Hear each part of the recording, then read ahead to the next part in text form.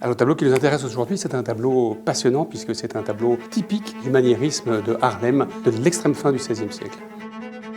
C'est un tableau d'un artiste qui s'appelle Cornelis van Haarlem qui, avec Hendrik Goltzius et Karel van Mander, vont fonder en 1590 l'Académie de Haarlem.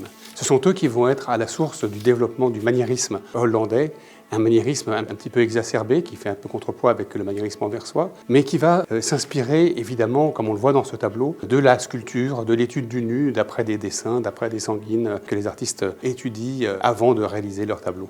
Le sujet du tableau, c'est un sujet un petit peu complexe qui est tiré des Métamorphoses d'Ovide. Il s'agit de Phébus, qui est le père de Phaéton. Alors, Phaéton, on ne le voit pas, il est tout à fait au fond du tableau.